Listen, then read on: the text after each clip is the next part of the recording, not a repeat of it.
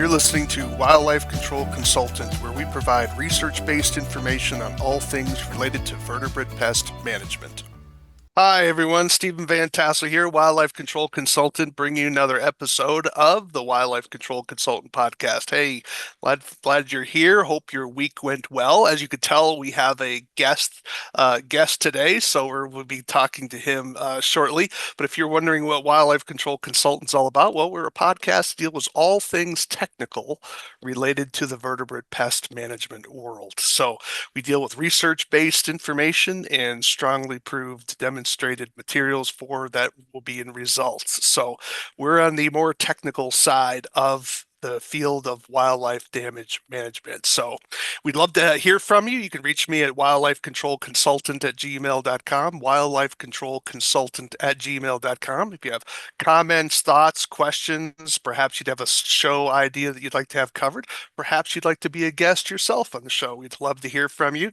Do encourage you to check out the podcast I've done about being a guest on the show to answer a lot of the questions that people may have. But otherwise, we'd love to hear from you.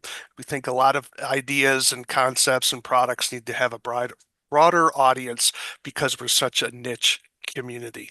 All right. Well, enough about me at the moment and about our podcast, but we have our guest here today. His name is Mike Hoggan, and he is a former USDA Wildlife Services agent who'd done a lot of work doing vertebrate pest damage for the U.S. government. And I met him about 10 years ago because he was one of the people teaching me about using M44s, which was certainly a highlight in my life. If you're not familiar with M44s, they're not legal everywhere in the United States, but they are a sodium cyanide product that uses a spring ejector that's used to control coyotes, foxes, and even wild dogs. It's registered for that as well. Wonderful, wonderful tool. But you know, it's got to be careful with it. It's not a toy. So without a doubt, but we're glad to have him aboard. And he has published a book about some of his experiences. And so we're going to have him on today about, you've been in the business for 30 plus years, 40 years? Not Almost 43. almost 43 years. So When I he retired. knows a little bit about the field of wildlife damage management. Mike, glad to have you on board here. Tell the audience a little bit about your background and then move into what motivated you to write the book. Okay, thanks so much for inviting me here today to be with Sure. you, Stephen. And yeah, I guess I was always drawn to the outdoors when I was young, and then during high school I worked on ranches, and this book we were just visiting about, the very first part of it kind of explains how in detail I got started, but there was the coyotes killed a calf, and the government trapper came out, and I'd always heard of government trappers, and I thought, you know what, this is something I'm very interested in, and I was fortunate enough through a lot of years and gaining experience that I eventually got one of those jobs myself. But it took a lot to get to that point. So after, I'd met this government trapper, and we spent a winter together. I was just out of high school, and then I met some people on a big sheep ranch that he was working with, and I went to work for them for a couple of years.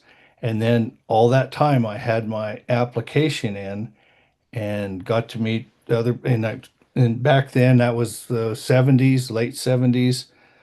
That's when coyotes were starting to be worth some money, and I was doing some private trapping while at the ranch. Mm. And in the meantime, I had experienced being with the sheep herders and learning a little Spanish, and seeing what coyotes did. And we also had mountain lion problems, and Ooh. so during those 2 years, it was quite an education. So then What state finally, were you working in at that oh, and time? that was in Nevada. Excuse me, I should. Nevada. Yeah, Okay. northern Nevada, and so anyway, then had my application in all those years, or all those couple of years, and finally I had a chance for an interview. And I went in, and after toxicants were banned in the early '70s, the government uh, provided funds for aerial hunting. There was always somewhat of a program, but because the toxicants were going away, Yeah. they provided money for flying, and then each western state could hire two seasonal employees, and it would be a spring, summer, fall during the busy months, and then if towards the end of that uh, season, then if they liked you, you did a good job, then you had the opportunity maybe to get on full time, and that's how I got started. Oh, okay. Yeah. And so for those of you that don't know that, in the early 1970s, I think it was 72, Pretty 73, under right the in there. Nixon administration, there was a ban on sodium cyanide, and I believe DRC 13, not DRC No, 1339, but 1080. 1080, right? 1080 was banned as well. And so there was and that came from like it was an executive order, I think that it ultimately was. And then it got re-allowed again, I think during the Reagan administration. I think it went through Carter. Did Carter bring it back in the late 70s? And then did it take the Reagan administration to bring back M44s in 1080?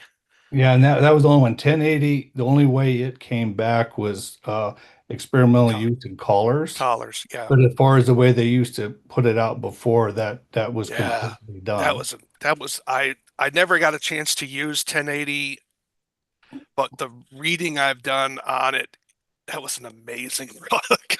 I It mean, it just I mean, it always seemed to control ground squirrels and stuff at above 90% all the time. I mean, it was never like, 50%. It was just like, bam, it just whacked them. I mean, you it were done. it did, and that's when it was heavily dosed. But from what I understand, if it was properly dosed, it was canine specific. Yeah, And it would take just a minimal amount to be a lethal dose for a coyote, yeah, whereas an eagle would have to eat like 3.5 pounds to get a lethal dose. And no so, kidding. Yeah. yeah, and so I was fortunate enough when I started, there were still some of the old guys that had used that a lot, Mm, and it was unbelievable the information that I gathered those years from these people, and that's one of the reasons I wrote this book, was because then they're gone and all that's gone. yeah. But there was one man, and he was the first guy in Nevada to put out 1080. It was in the 40s, and they had a terrible rabies outbreak. And then they had this chemical, and then that's where they started. They said, we got to control these coyotes because there was a lot of livestock getting bit, dogs getting bit, people getting bit, and so he put that out, and he told me, he says it was unbelievable what that did. And prior to that, there was hardly any deer. I mean, there was so many coyotes, and when they thinned those coyotes out a little bit, then the deer started coming back. And anyway, he told me how that kind of went in a big circle. So in the 40s that started, and he worked until like 75, just after they took it away. Prior to that, there was a lot of regulations. So there's one station per township, and and there wasn't a lot of coyotes, and a lot of them got smart to it, but and so he would work around the sheep, and he'd get a coyote or two, but it wasn't nothing like before. And he said that in 75, the last year that he worked in this, summer range where he had worked all those years, then he got as many coyotes that last year that he worked around the sheep as he did the first year prior to 1080, which was a significant number. But so Wow. yeah, it was quite a tool. And so were you self-taught? Did you have a mentor in your early years, or did you just kind of get out there and just sort of school of hard knocks your way through? How was your growth process in that of doing predator work, both privately and for the government? Yeah, I attribute a lot of what I learned starting with this trapper down in Nevada. His name is Mm, Bill. He's mentioned in the book, and spending that winter with him, and then being around the other people, the other trappers, getting some firsthand experience that way. But it was a whole lifetime to learn this, and I still never learned it all at the end. And Mm, that's what made this job so interesting to me. I mean, I never got tired of it. So, and then once I started to work, a guy named Mike Laughlin is the one that hired me in Nevada. He sent me with the old trappers like Wiley Carroll, and he said, go spend a few days with him. And if a person wasn't acting like a know-it-all or something, and these guys liked you, you could learn more in a day from them than you would learn on your own in years, you know? And so that started there. And then the animals themselves taught me a lot as I went along.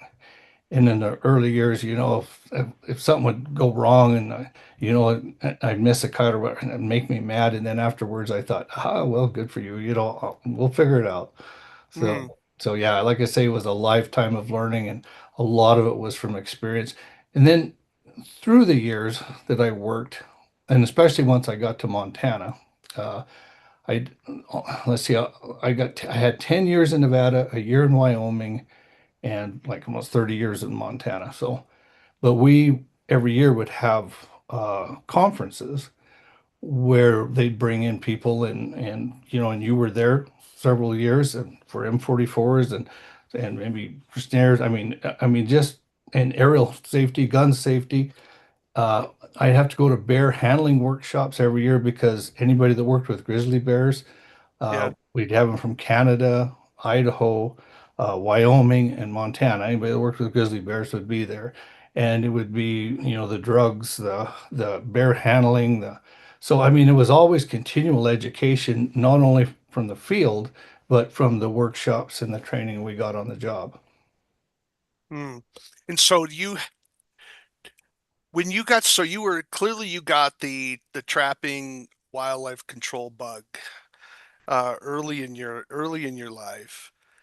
What are some of the, as you're looking back over your years, what are the personality qualities does someone need to have to be a successful wildlife control operator? You have to be a people person, I think, more than anything. Mm, For the people you're around, the ranchers and such, you go out and they're having problems, to have them feel that you're doing your best to help them. I mean, mhm, that right there, I always said 60% of the job is that. And then, the rest of it is the mechanical mm, skills. But that's huge. That's huge. And then also you're dealing with other agencies. I worked a lot with Fish and Game yep. through the years, and U.S. Fish and Wildlife Service. I mean, that was huge to for them to respect what you're doing and how you're doing. Mhm. Yeah, so I'm actually surprised that you said that. I was expecting, tenacity but the 60%, so it's a 60-40 split, 60% people, knowing how to deal with people, and 40% the technical aspects of the job. I'm fascinated by that. I did not expect that as your answer. So give some highlights of some of the activities that you were involved in that you found to be the most interesting in your work with wildlife services and also your work as even doing private vertebrate control. Well, this book that we mentioned earlier, I picked some of the very best ones, but Yeah. and there was a lot of interesting, some humorous, some scary, some adventurous. But you never knew when the phone rang what was going to happen or what you were going to do. I mean, Yeah. that's what I loved about it. The job never did pay a lot of money, and but I didn't care. I mean, and most Right. of us that are in it didn't, because it Yeah. was a job that we believed in.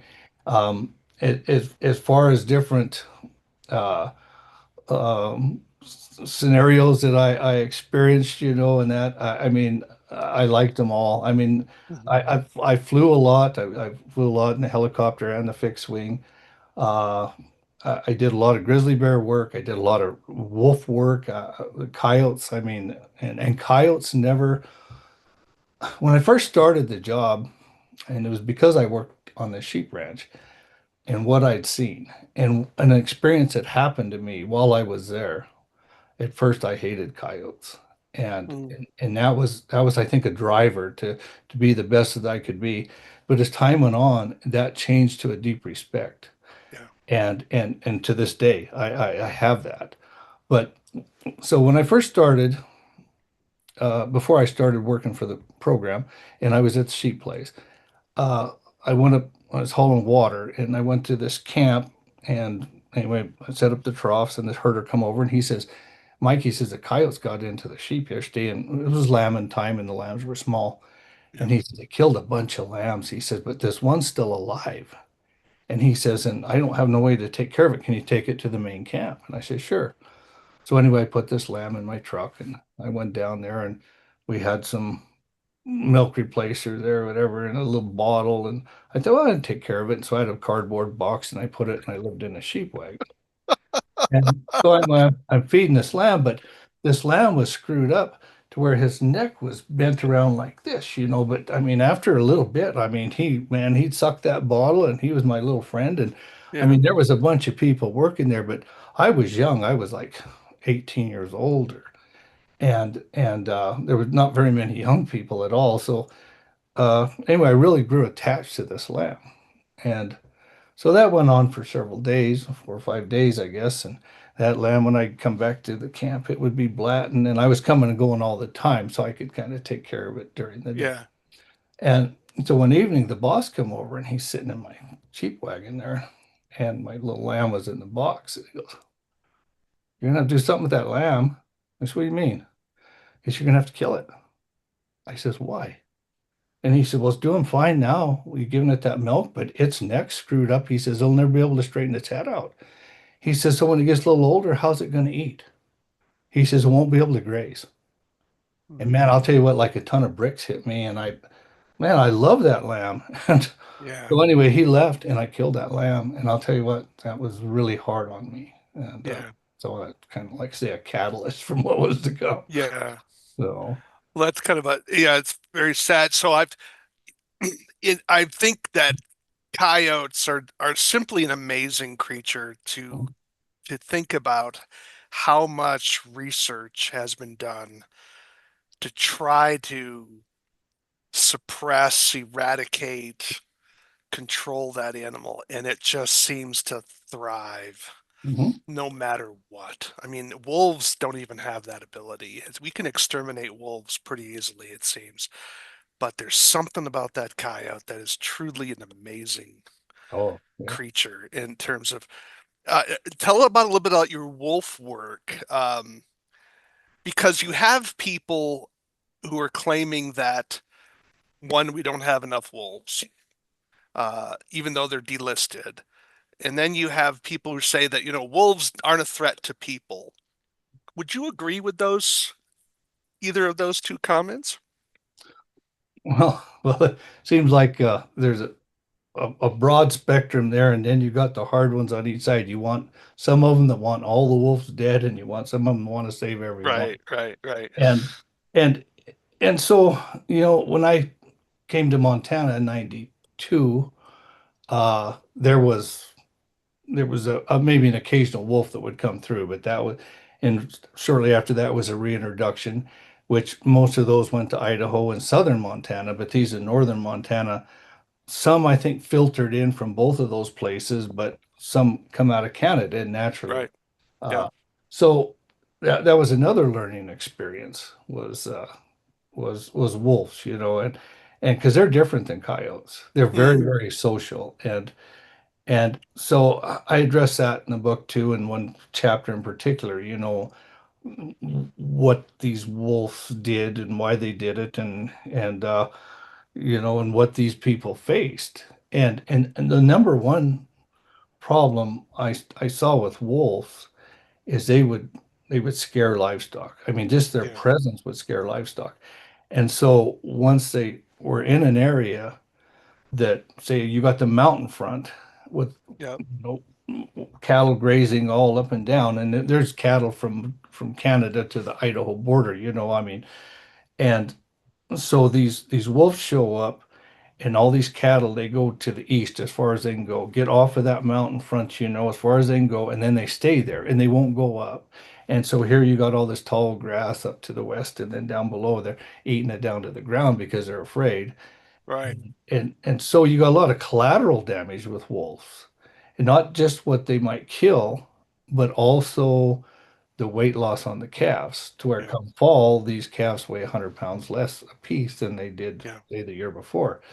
And then the breed back and everything else. And I address that in this, a couple of these chapters. But Yeah. I remember there was some research out of Idaho where a researcher was talking about the scare factor was affecting cattle, and which was more than just simply the predation. Obviously, that's a complete loss, right? right. But them being harassed, the harassing issue of them being around, and I don't think a lot of people who are urbanites are aware of that. I mean, I wasn't aware of that till I learned of it. So you say you discuss that in your book. Oh, yes, Yeah. yes. Hold a copy of your book up for people to see. The book title is what? Between Predator and Prey, right? Yeah. There you go. Yeah, I gotta wait for your camera to focus in on it there. It'll take Okay. a moment. Let me maybe move it back slightly. Yep, we gotta wait. It's just yeah, your camera's not focusing on it. I'll get a screenshot and slide it in there for you. Yeah, your Okay. camera is Okay. not for some Okay. reason, I won't focus on it. But and what motivated you to write this book? Oh, okay. Well, I got to get back to the wolves Oh, just all right, go for ahead. a second here, and then we'll go to that. Sure. Uh, but so wolves, just like bears and like coyotes and whatever else, I mean, some of these wolves don't bother cattle. And I've seen that firsthand. I remember one year up north here, we had a wolf den right in the middle, all these cows and calves, and they never bothered anything. But sometimes when those packs then get so big and they have a lot of mouths to feed and they start, then you got problems. Mm-hmm. And then on this particular pack I'm talking about, they got up to like 14 head and they still hadn't bothered anything. And then one winter they killed four heifers on this hillside. And so I'm talking to this rancher, and I told him, I said, there's 14 in this bunch. He said, well, all I seen was eight. He says, some of them guys, they got some of them. And he says they were surrounding this guy that died. And I mean, what's his story? But anyway, I guess some guy died cutting wood. They went up and these wolves were there. They shot him. Whether they were gonna, I don't know. But Yeah. anyway, telling me this. But but then I got thinking. I thought, I'll bet you anything because one was the alpha male. I mean, and female. I mean, they were the ones a couple that were shot. And I kind of think that those wolves, them older ones, kind of kept the younger ones in check. In check. Yeah. Yeah, and then once they were gone, so like I say, the whole thing's the dynamics of those wolves. I mean, it Yeah. always interested me. They fascinated me, just like coyotes do, in a different way, because it's just the way the social structure, they would all split up, and then by the next night, they're all back together, and Mm. yeah, which was interesting. Yeah. No kid, because you were there before while they were still what was it called? A research reintroduction? How did that work? A trial or a temporary reintroduction? Uh, that way it allowed landowners where they were placed to allow some culling if needed. And now of course, now they're officially withdrawn there. So you were there during a very From the tumultuous. very, very first of it. And I mean, and right at the first, you really couldn't do nothing. And even us, if they were killing really bad and we need to do a control action, they would tell us, uh, U.S. Fish and Wildlife Service was, in charge of these. They would Yeah. say, and with Fish and Wildlife Parks, well, go take one and see what that does. And we found that didn't work too It good, didn't work too well. Sometimes you were better off to get more, and then the new ones that move in later, hopefully they could coexist. Yeah. And do you have an idea in terms of like I've heard that wolves are just they can so dominate the landscape that they can really put a hurt on elk herds, large game. Has that been your experience? Because there seems to be a debate about that. Are the wolves detrimental to elk herds? Do they help, improve the health of elk herds? What are your thoughts on that? Well, I'm sure every area is different, but Yeah, just from my personal experience and what I've seen up here is things changed. So they would kill some elk and stuff like right here. I'm not talking about any place else in the state or yeah, Idaho or wherever else, but a lot of times then that moved these elk down onto the flats, mm, where these wolves didn't really want to go. So, and then they, kind of come up in the summer and then they'd be spread out. So, but, uh, but yeah, I mean, I've been out of it here for a while. I don't know what the population is now, but I yeah. don't hear a lot of feedback whether they're saying, well, they're killing them all, they're not killing them all, but from what I seen when I was working, there was still always plenty of elk, but they just changed their habits and kind of got away from the wolves for part of the year anyway, in that Oh, area. right. Yeah. So if someone was, had land up in the mountains or had access to land in the mountains and the wolves were driving them out of the forest down into the plains, well, yeah, that would be you would think all the elk were gone and they just simply moved to a Well, yeah, place they felt exactly. safe, if they felt safer. Yeah, so you could see how someone's perspective would think predation when it was really movement as Yeah, the primary factor. right. And like Interesting. I say, every place is different, so that's just kind of. Did you feel ever threatened physically by your work with wolves? I heard a story, again, this is out of Canada, where a guy was out hiking way out in, I think, northern Alberta, I think it was, and they actually had evidence of wolves tracking him. Yeah. Have you ever been in a situation where you felt like you were being hunted? So no, I No. never have. A guy I worked with on the reservation, he was telling me one time he was up there and it was on a weekend and he was hiking and these wolves were kind of on each side of the ridge. He said it was a little bit kind of made me a little nervous, but they didn't do They anything. didn't But do anything. Yeah. right, right. So, but as far as up here anyway, as far as I know, nobody's ever had any. And never had an issue. Yeah. And what was your primary means of going after wolves? Were you using snares? Were you using footholds or aerial gunning? What was your primary mode of Well, management? whenever I'd have to go in, it was when the livestock were present. So you got cattle all over the place, which made trapping difficult. Or uh, so our the best way we found to help control them would be to get in and maybe before the livestock come, say there was trouble the year before, and set some foothold uh, traps, and then in later years I used a select a catch with the chain that went around that kept the circulation going Yeah. uh and capture one out of the pack and collar it, and then if they had were causing problems, then you could come in with a helicopter uh whatever, and you can even come in on the ground and try call it or whatever, but you know Yeah. where they're at, because if you don't have that collar, they have such a huge home range that they're really hard to find. So it'd be what, a satellite collar? No, it's a No. VHS collar. VHS. Yeah, Okay. You had the old stuff then. yeah, yeah. Holding Because up your little antenna. well, yeah. See, with the satellite, you can't track it. It A Oh, satellite. We have some of the with satellite collar. Same with the grizzly bears. That will send a signal to a satellite twice a day. You can set the time, uh, okay. 6 in the morning, 6 in the evening. So you can download that on your computer, and you can see on the map right where that bear, right where that wolf is at that time, Yeah. twice a day. Okay, so the VHF caller, you have a receiver and it's a line of sight. So Uh, this caller transmits a signal, but like say it's got to be line of sight. That's why a yeah. lot of times when you're monitoring bears or wolves or whatever, you're up way high in an airplane to where Yeah. you can get down in the can. Oh, okay.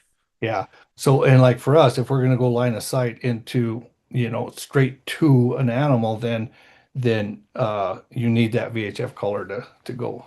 Gotcha. Oh, interesting. Yeah. So you'd actually do that from elevation. Now, I would assume, were you able to do any drone work with that, or is it all has to be manned aircraft? So the drones were kind of after my time when they were after just your time. starting, Okay. yeah. And but you can do it on the ground too, but as long as it's line of sight. Line of sight. Yeah, And fascinating. it would go maybe 20 to 30 miles. Hmm.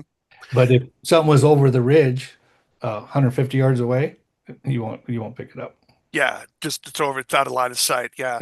So Exactly. the if for the audience, you may not be familiar with the select a catch, and I'll try to put some information in the description. The select a catch is a trap that Mr. Hogan has invented. And so if you are we did a previous podcast, a couple of years ago when we were talking about the select a catch.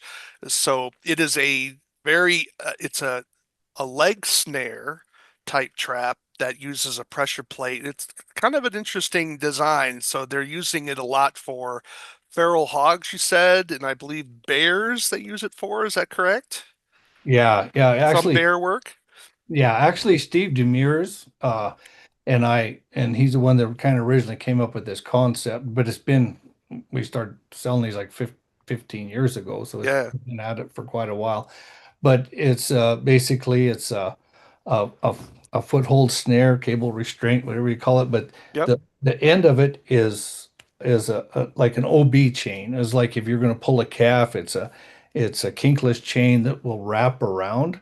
So we sell quite a few of these to animal rescue, and we have them Hmm. from Los Angeles to New York, throughout Yeah. the United States and various organizations. And once something works like that, the word gets out and you get more Right. orders. But it's for some of these dogs that somebody got away from them and they're in there trying to capture it and they can't get close. And so they'll put some food out and set one of these and that comes around and they run over and grab it. It doesn't hurt them.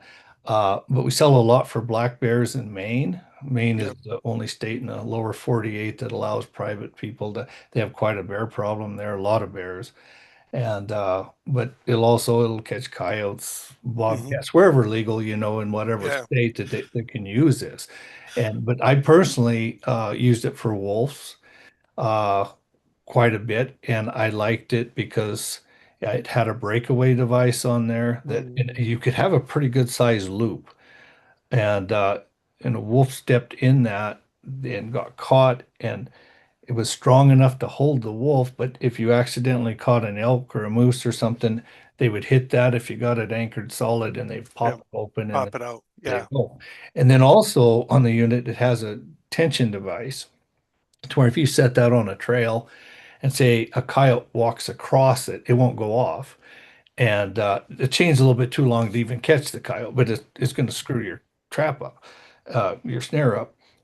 But anyway, and then a wolf comes along and he's heavy enough to set it off. So Yeah. it This is something that I hope that the audience understands. This is why it is often so detrimental for animal rights legislation. When they create legislation, they'll write it so broadly that they will ban traps that haven't even been invented yet because of the way they're worded, because allegedly they're cruel.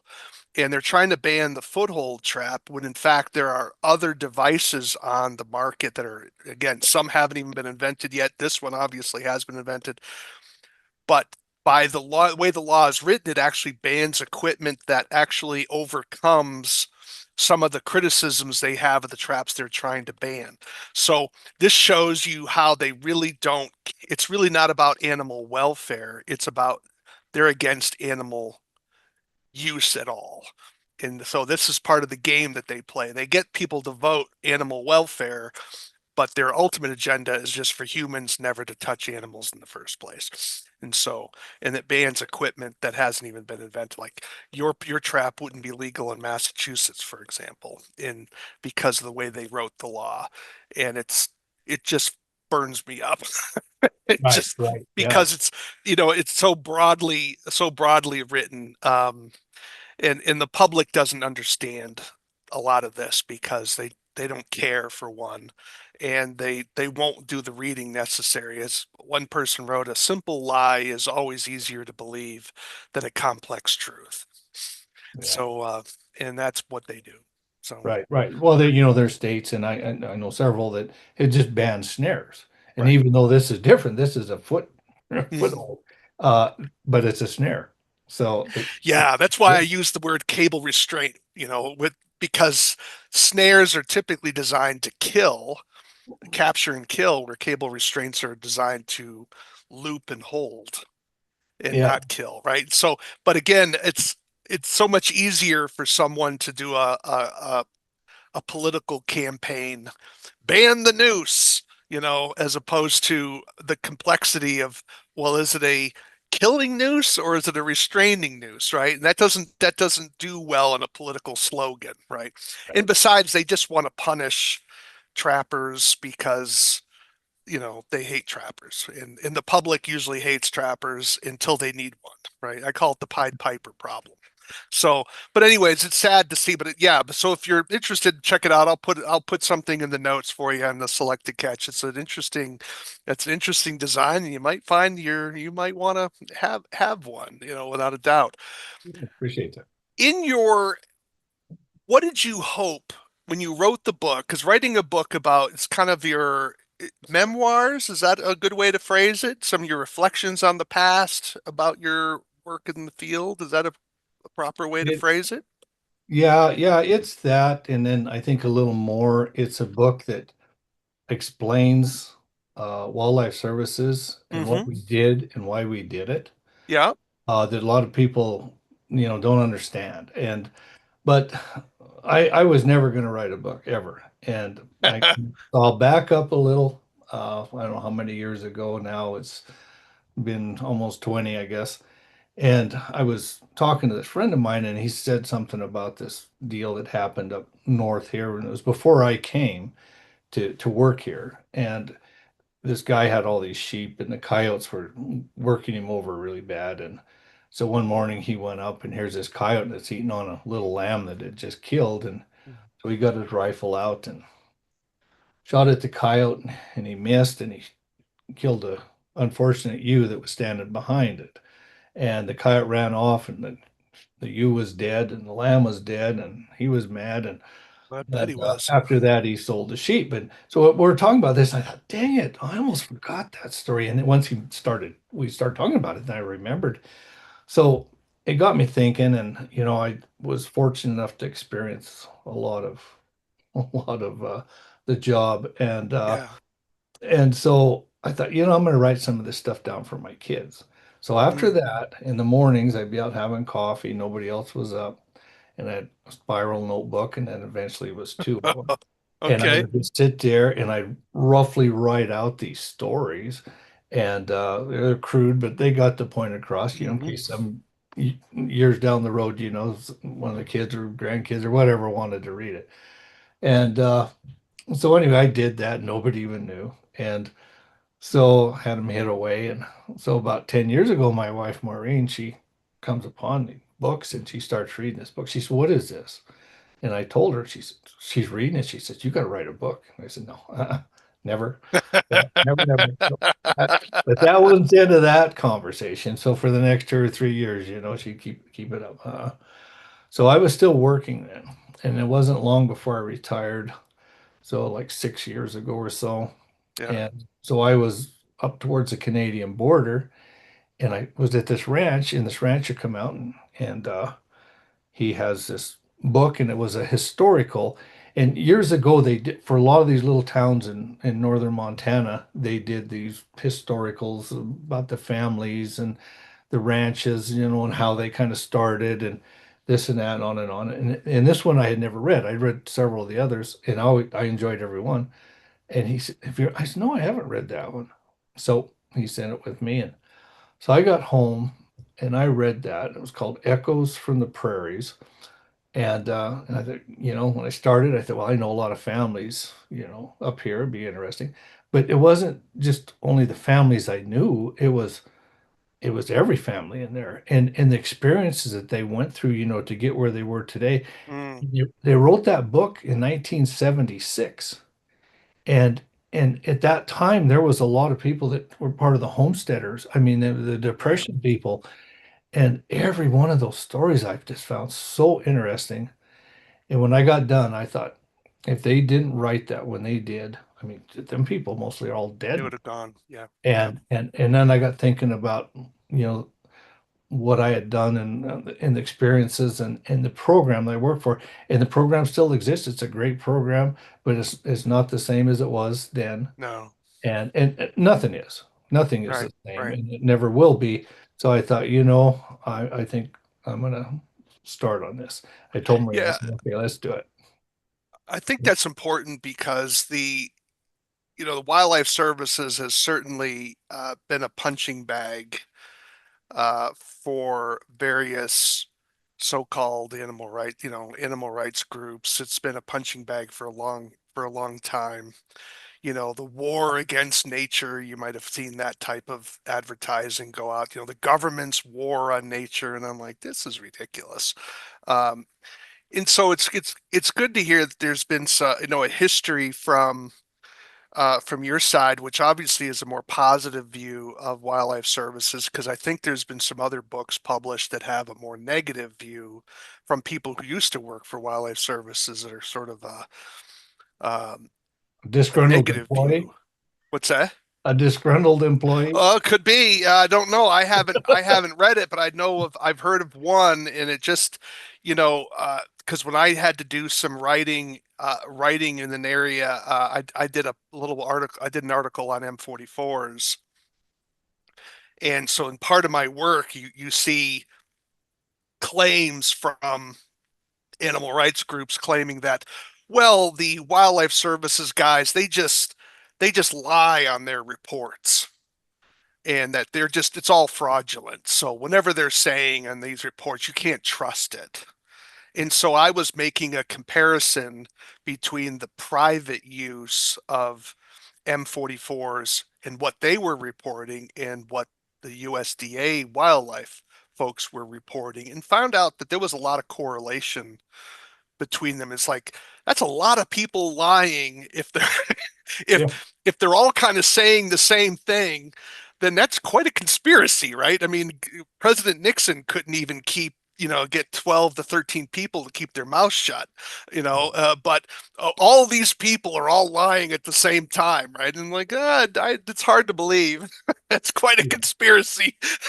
And so yeah. it's good to hear that, you have a book coming out that talks about, you as a former wildlife services guy, uh, talking about, yeah, this was our life, and this is what we did. This is why we did it, and it was a good thing. Right. And there's several things in the book brings it up. Uh, how like I had 5 counties I was responsible for. Mm, And in those 5 counties, I didn't work 5% of the land mass. mm, So we'd go in there, where people were having trouble at calving time, and thin a few yeah, coyotes out, or, the sheep were kind of a little more of a year-round thing because coyotes and sheep kind of always seem to clash. yeah. Uh, but, but, they kind of portray that we kill every coyote. I mean, when you're doing 5% and you're not killing all the coyotes in that 5% of the land mass. And another thing is how much money these people, because they believe in this program so much, how Yeah, much they contribute. And every state's different.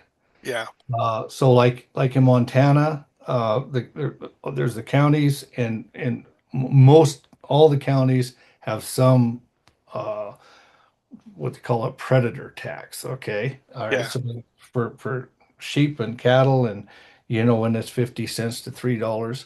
But this is different than any tax probably you've ever seen, because if this county wants some help with predator control, a lot of times that's calving time because it's mostly cattle dollars, but the sheep pay 50 cents to $3 a head. yeah, yeah.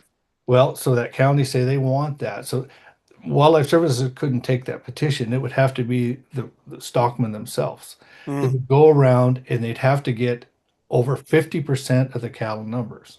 right, And whenever they were doing that, I would tell them, get as many signatures as you can, because don't surprise people with this. And right, so I right. mean, the last county that we did, we had like 85%. Yeah, And so these people every year they put that money towards the program. yeah, Okay. And say a couple years down the road that they weren't happy, they would take that petition, go around and get and do it again. Yep, 50% of the numbers and get and, rid of it. and get rid of it. Yep, Very yep. few taxes you can do that too. That's right. And, Yes, and as far as I that's know, right. in all the That's years right. we've been doing this, Yeah. there's never been a county that's done Yeah. it. I mean, No, that it everybody, yeah, yeah, this is a voluntary tax that they're that's paying to do it. So yeah, so if it's not being valuable, it would definitely be a problem. right, Yeah. right. And I think this is what, and I want to be sure that people who are watching understand that a county in Montana is a little different than a county like in New England. Okay. So we have a county that's larger than the state of Rhode Island, just to kind of put things in perspective, right? So when he Mhm. says 5 counties, you may think, oh, that's no big deal. No, there's been, No, it's a lot of ground. And so especially when you think of how many states can fit inside of Montana, and being from the East Coast, it's still overwhelming how much space is out here. It's hard to imagine. So when he said he didn't control 5% of the ground, that's big, yeah, yeah, huge. it's a Yeah, it's still hard for me as I'm an urbanite, right? I'm from the East Coast, so I want to make sure that people who are from more eastern or urbanized parts of the country understand what a county means here. I'm in a county now that takes an hour to cross at 70 miles an hour. yeah. So that's one county, right? So, well, yeah, that's an amazing thing. So, what do you hope people so you have some history issues that you didn't want to be lost. You wanted people to understand the value and importance of wildlife services. Certainly, you wanted to put in some reflections from your own life and experience that you wanted to be sure were passed on. What do you hope a reader takes away from this book? If you said that you wanted to be sure they got one thing that you wanted to be sure every reader took away, what do you want them to know? What did you want them to know? Yeah, that's a good question. We Maureen set up a library event in one of the nearby towns, and uh, a few days later, this guy flagged me down, and I've known this guy for over 30 years. And he says, Mike, he says, I read that book, and he says, and I've known you a long time, and I knew what you did, but he says, I didn't really know what you did till I read this. Right. And it's something for people to understand. I mean, what it was all about, but it's also, I think, pretty entertaining. And we've had Yeah, nothing great feedback on it for the humor, I mean, just like I say, some of them are downright scary yeah, and just a lot of just adventure. I mean, it is, and it's all true. I changed the names on about half the right. people, Yeah, yeah, and then half of them I didn't. You know, I talked yeah, before we went to the publisher. You could put my name in there, yeah, and I didn't bring up any of the crap. You know, I mean, it's just yeah, it's just. I think it turned out really well. yeah. No, that's important because for some of these things can be sensitive. And so, yeah, that's perfectly legitimate to change some names so you don't have, people getting yelled at or whatever the case may. There's a lot of unfortunate people out there and you'd want Right, to and some protect them. people just don't want their name That's mentioned, right. Yeah, which is fine. So that's you best. know, and some I couldn't get a hold of. I hadn't, and so I changed the name. But most Change the people name. around here know who they are. You can send it to other places. Oh my God, they'll So you figure it out mentioned there.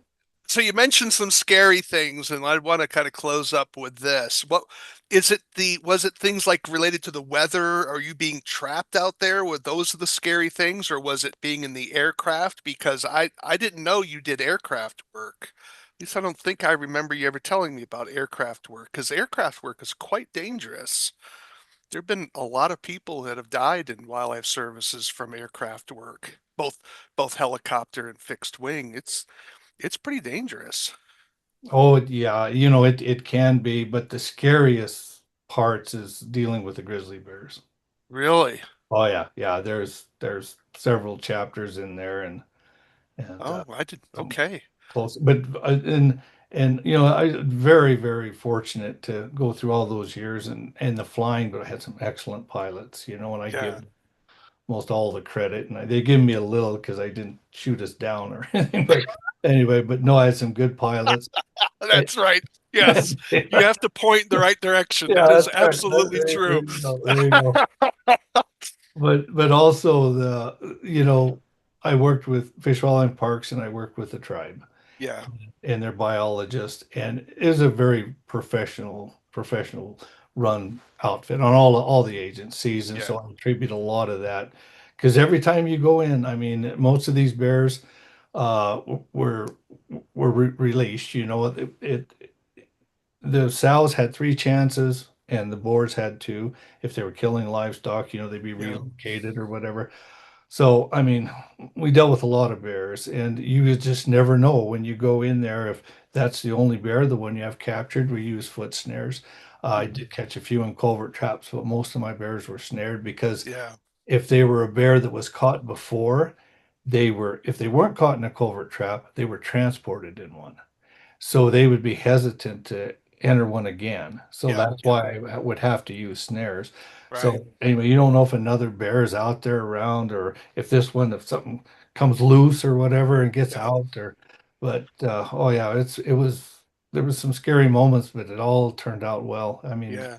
Because you're consider, saying like when you had a trapped bear with one of your foot snares, you're always wondering if it charged you, if the foot would release. You know, there's always that risk. Is that kind of the idea in that you would think it's caught and it charged you and then it got released from the foot, or was there right. other things involved? Well, never really had as much of a worry. Usually before we went in, we took binoculars and made sure Was it was really caught secure. good. Okay. And most of them were, you know, you catch them above the wrist. Yeah. But, you know, you think of swivel or some kind of equipment failure, or, you know, I Right. mean, just all that stuff goes through your Go mind. through You your don't know mind.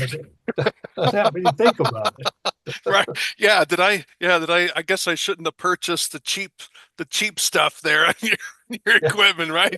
You want, that's we want to make sure we're getting heavy duty grade material exactly. here, right? Oh, Yeah, yeah. because you could always have an equipment failure and you're not x-raying your equipment before you put it on, right? You're not x-raying your aluminum to see if there's any fractures inside the aluminum. I mean, Right. it's just, yeah, that's an amazing thing. Well, You can, what would you like to end with here about your book that you want to be sure readers know? Uh, Talk about how they would purchase it and what it costs and how they can get a copy. yeah.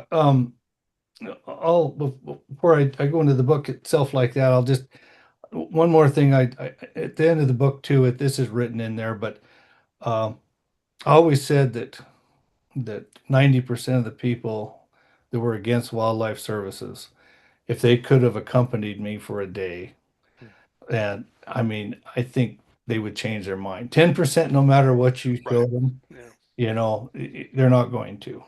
Hmm. And so anyway, I got this call from a reporter. This was just a couple of years ago. It was after I retired, Okay. congratulating me on my retirement. And this was a national reporter.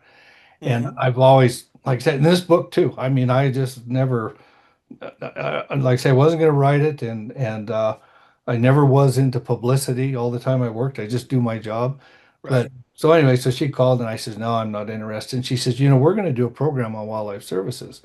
And she says, you were there a lot of years. She says, I would just love to get your insight so I could do a very good, you know, program, a fair program. And I knew the place where she was coming from and they never Yeah. had passed, you know, so I was hesitant.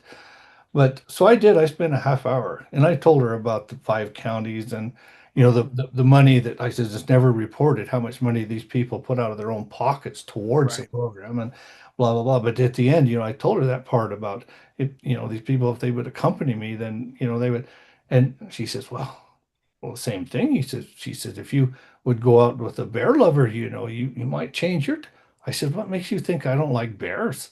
I said, that's like telling a, that, I said, Yeah. that's like telling a policeman that he doesn't like people because of the job he has to do. Right. Right. What Right. Yeah. work he has to do. Excellent. I mean, it was just, yeah. Yeah. And there was silence. Yep. She didn't know Yeah. what to say to that.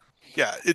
You're absolutely correct. And I'm glad you said that because I like that analogy and I'm going to steal that. I'm going to steal Okay, that you're welcome. analogy Good. because that is a good way. And it does because you're talking to an urbanite, right? And so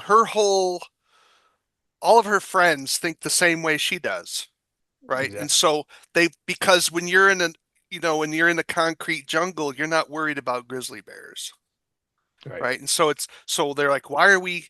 why are you harming those innocent bears? Yeah. And you'll respond, well, we're only dealing with the guilty ones, and it never seems to change their mind, right? We're not Right. harming the innocent ones. We're harming the guilty ones, right? And so, but they just don't they can't process it. It's It, because it's not out of their wallet, right? It's right. not they It don't understand how much a cow is worth or how much a sheep is worth and the cost to someone's business. Right. And then too, it never really reported how we try to specifically target these ones that are Yeah. causing problems. And I always said if every Yep. coyote killed sheep, nobody'd be able to have any. Right. And the same Yep. thing, you get a pair of coyotes, causing the problems, take that pair out, even though there's other coyotes around, you can That's get right. by good. And the same with a bear. I mean, Hmm. there's lots of grizzly bears up here, but there's just a small percent. And this book Right. addresses that cause Absolutely. problems. And the Yep. same with wolves, like we talked earlier, you might have a pack of wolves that never bother anything, but if Hmm. they do, they need to be addressed. That's right. And a lot of it, and I always said that Wildlife Services did more in this area anyway, in my opinion, Yeah. for the recovery of the grizzly bear than any other agency, because if we weren't there when these ranchers are having problems to try to, a lot of times, like I say, we just move those bears out, but to be there to help them, they're going to do it themselves. Yeah. And Frustration killing. oh, Yep. yes. And we're to Yep. the point now that there's so many bears Yep. that if there's one that kills a calf or whatever, by the second day, there's 5 or 7 of them there. Yeah. And which one did it? Whereas Yeah. if I could be there that first night, and get a track and kind of try to figure things out, and a lot of times we're using the DNA off the hair samples and Oh my uh, gosh. Yeah. oh yeah, I mean, That. it's very scientific in a lot of ways to where Yeah. we could target that certain individual. It's not only good for that rancher because the killing's going to stop, but it's Hmm. good for all these other bears that Right. potentially might have got killed if these people were frustrated. So I, Interesting. I think it works really well now. It's it's one of the few government programs that you can drive into their place, to a rancher's place in a government truck, and they got a crack of a smile. It's just a little bit. That's true. Yeah, I'm from the government and I'm here to help, and they There you actually go. believe you. There you go. There you go. So I really believe in that, that this book would educate a lot of people to what we did and why we did it and what these people are up against. And Yeah. I really like the way it turned out. And my wife Maureen, if it wasn't for her, Yeah. this wouldn't have happened. And Okay. she designed the cover on this, Okay. and she did these illustrations before every chapter, and every chapter is a story in itself. So Right. this is a book that it kind of is in chronological order, through the years. But I Yeah. mean, you could read a chapter and then put it away, and you don't have to try to remember if you pick it up a month later, and then just go to the Yeah. next one because everyone's a different experience, a different story. And Well, that's there's great. even one chapter in there that I kind Yeah. of opened a can of worms, and I debated whether to do it or not. But that's on cattle mutilations. Mm. And I probably looked at as many or more of them things than anyone just because of the years I worked and in the area I was in. I mean, there's a Yeah. lot of that occurs where I'm at. And and then, the early days, I'd go look and I'm like, it's not predators, and never Yeah. take pictures. I thought, no, this is a controversial deal. I don't want to get in the middle of it. And then as time went on, they just intrigued me, and so I do necropsies, trying to figure out how they died and this and that. But Hmm. it was strange stuff. So I picked 5 or 6 of the more Bizarre memorable ones. experiences and documented them in one Yeah. chapter. Just for the audience, cattle mutilation is when it's believed. Some people might say it's, extraterrestrial, but some of us will believe that it's people who have attacked livestock and they'll cut off their private parts or they'll skin them in different ways and just leave the carcass there. Some people believe it's part of perhaps a religious ceremony or something. There's a lot of controversy about it. So Wildlife Service was responsible for identifying what caused the predation on certain animals or the loss of certain animals because we have a fund here in Montana that pays ranchers if it's killed by a grizzly bear, for example, there's a payment. They'll give a check for that. If it's killed by, I think coyotes too, or not coyotes, it might be bears and wolves now, I think is what it's Yeah, reduced to, but in lions, in lions. I think lions So are. they have to identify, but it has to be confirmed by a wildlife services agent or that it No, does. just wildlife services. And so in the Yep. 5 counties, I was the only one that had that Mhm. say. I mean, I could be there with a veterinarian, I could be there with fish and game. I mean, we would talk about it, but I'm the one in the end that had the say. So He I had to was make it a getting rule. called on all this dead livestock Yeah. because they didn't know if it was, I mean, they see this stuff and they think it was a mutilation, but they wanted to make sure or whatever. Yep. So that's how I was involved in so many because I had to be there to try to determine what happened. Yeah. And you'd mentioned, like all the different and I know I never say give an answer to this, and I don't know Oh, that you I don't? don't think I Okay. ever will, but I'll tell you this much: it's not predators. Right. It's a lot of it isn't in behind locked gates, and a lot of it is in tall grass area where there are no tire tracks. There's no, and on private property where, I mean, if I was a cult member and some of these rednecks up there, I would not be traipsing around on their ground trying to kill one of their cows. So, Interesting. yeah, and if the government wanted, that's the other thing. The government did it. Well, shit, if the government wanted cow tongues, they could go to a slaughterhouse and get a pickup load. Yeah, that's well, I'm intrigued now because that's one of the I'm looking forward to that particular chapter. But we'll have to maybe chat some more. Tell people how Okay. they could purchase a copy. Yeah, there's several ways. Amazon carries it, and then Maureen through Belgian Hill Designs. Mm-hmm. Uh, that's Belgian Hill Designs .com. .com. Yeah, and it's free shipping and you can get it signed. And through Amazon you don't get it signed. And Right. if you don't have a Prime account, you have to pay a little shipping. And then we've got them also in Barnes and Noble in Montana and online and North 40 stores in Idaho, Montana. I mean, it's taken off really well. I mean, Good. more so than I ever anticipated. Yeah. I didn't really do this to sell copies everywhere. I did it because I wanted to record that history and Yeah. it's kind of gone from there. Well, glad you have. And so, well, that's it. Thank you very much, Mike. Mike Hoggan, who is from former Wildlife Services agent who wrote his memoirs called Between Predator and Prey. It's 245 pages, and you can purchase your copy from Amazon.com. But if you're interested in a signed copy, you can get that from Belgian like the country of Belgium, but Belgian, Hill, Hill, Designs, plural, Designigns, designs.com. Belgian Hills Design. Mike Hogan. We'll put that information in the description for you. Get a copy if you want to learn about the positive aspects and some of the scary aspects of being a wildlife services agent, someone dealing with big predators who are attacking livestock here in the Great West. Well, Mike, we're glad to have you on our show. Like, thank you for joining with us and talking a little about your history and about the book you read. I hope a lot of people pick it up and you're able to do some more. And I'd love to have you back if you come up with something else. Okay, thank you so much for having me, All Stephen. right. Well, you've been listening to the Wildlife Control Consultant podcast. We're glad you hung along. If you have questions, comments, thoughts, perhaps ideas for a new show, you can reach me at wildlifecontrolconsultant@gmail.com, wildlifecontrolconsultant@gmail.com. And until next time, take care, everybody. This is the disclaimer for Wildlife Control Consultant podcast.